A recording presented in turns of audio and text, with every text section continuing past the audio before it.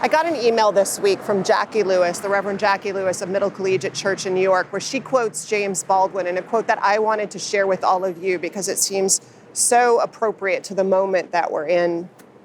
James Baldwin wrote, "The children are always ours, every single one of them, all over the globe.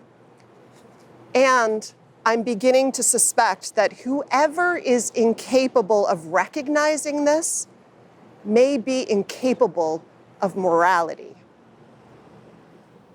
Since October 7th, all of us have been in a place of heartache and struggle to understand how to stand for peace and resolution in a very complicated part of the world with layers of history and pain and suffering. And it's been complicated, and we've tried to navigate this conversation and this work together. And thanks to the people who run our forum for putting in front of us speakers with information and parts of the conversation that often don't get surfaced. I think we all acknowledge that this last aid package to the region, to Israel in particular, was one that was a complicated decision by our government.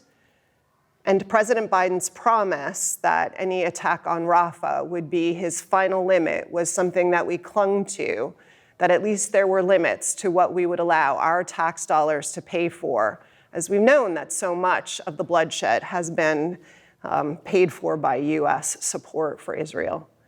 And so this week, this last week, with the attacks on Rafah, people herded in, refugees, many of them, and the vast majority of those who were lost being women and children, it seems clear that that final limit that our president has promised us with this most recent aid package has been reached.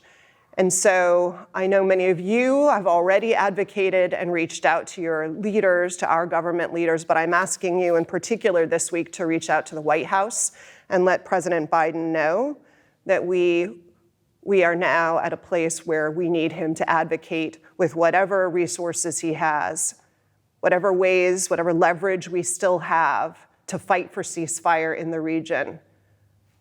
The number for the White House is 202-456-1111, 202-456-1111. On the face of our church stands our commitment to ceasefire as an expression of our values, all of our values: justice, equity, love, the worth and dignity of all people, peace and justice. And so this week, I ask you to call our leaders, particularly our president, and hold him accountable for his promise that an attack on Rafah would be the final limit, and that our aid was conditional on a respect for that final limit and work to end the humanitarian crisis and work for a ceasefire. So thank you. Thank you for standing with our values as we try to express them and advocate and leverage for them in the public sphere.